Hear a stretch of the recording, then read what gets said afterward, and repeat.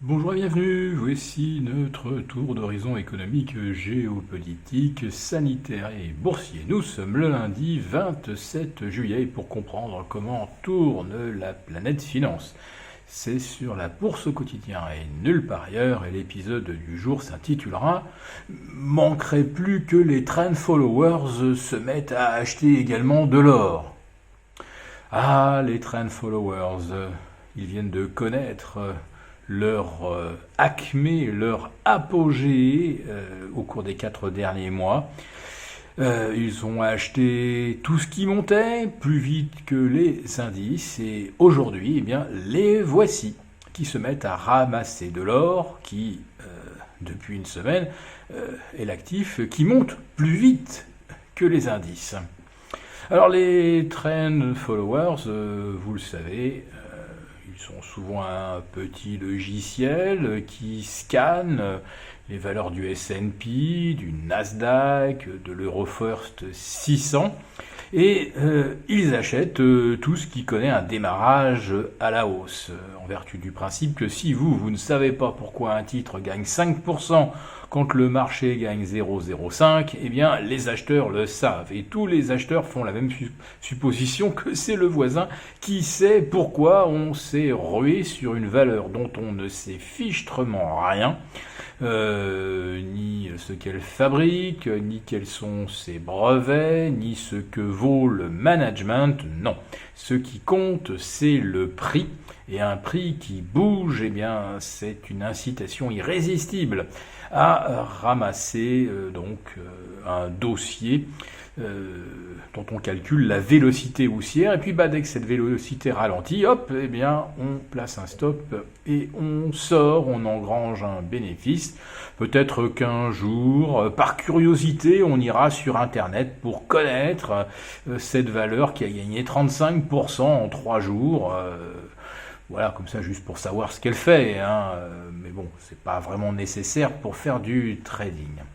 Oui, donc aujourd'hui, l'or pulvérise un record à 1933 $. Bon, vous direz, les records sont faits pour être battus, puis surtout, l'or exprimé en euros, eh bien, ça fait bien longtemps qu'il bat des records. Mais bon, voilà. C'est l'or en dollars qui fait référence. Et le voici au-delà de ces sommets du mois d'août 2011. Quant à l'argent, 24,5 aujourd'hui, plus 7%. Eh bien, lui, il est au plus haut depuis le 19 août 2013. Voilà. On est au plus haut depuis 7 ans sur l'argent, au plus haut de l'histoire sur l'or, mais c'est peut-être sur l'argent que ça pourrait devenir le plus intéressant, et on va vous en parler beaucoup dans notre lettre confidentielle qui devrait être publiée jeudi. Tout ce qu'on peut en tout cas vous dévoiler, qui ne sera pas une surprise pour vous, c'est que sur l'argent, il y a encore pas mal de terrain à reprendre pour respecter le ratio historique or-argent qui se situe encore aujourd'hui au-delà de 80, quand la moyenne historique est de 65 onces d'argent pour une once d'or. Donc il y a encore de la marge, et surtout pour l'argent au-delà de 24,5, il n'y a plus beaucoup de résistance avant la zone des 33 $. Voilà. Alors, quand je parle des trend followers qui s'intéressent à tout ce qui bouge, l'argent à plus 7 aujourd'hui. Imaginez que les trend followers ne vont pas laisser passer un tel actif. Mais je pense à un truc, c'est que là, sur l'or et l'argent, on n'est pas à l'abri que les trend followers s'intéressent à l'histoire de l'or et de l'argent et découvrent tout ce qu'il y a de fondamental dans l'aspect protection du patrimoine pour l'or et pour l'argent, dans une optique plutôt anti-inflationniste. Oui, les trend followers, pour une fois, pourraient découvrir que ce qu'ils ont acheté, ça fait du sens.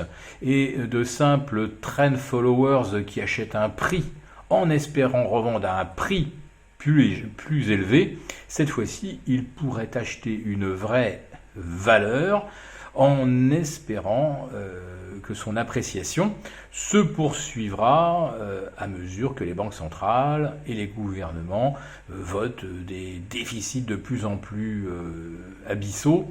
Et aujourd'hui, donc aux États-Unis, on attend un accord entre démocrates et républicains sur le plan républicain, donc d'un nouveau plan de soutien de 1000 milliards de dollars. Alors c'est vrai qu'en coulisses, il y a pas mal de gens qui se disent que 1000 milliards, ça risque d'être un petit peu juste d'ici la fin de l'année et que pour être tranquille, il aurait fallu qu'on imprime 3000 milliards de dollars. Eh bien, qu'ils le fassent, nos banquiers centraux, qu'ils impriment ces 3000 milliards de dollars et nous verrons l'once d'or à 3000 dollars.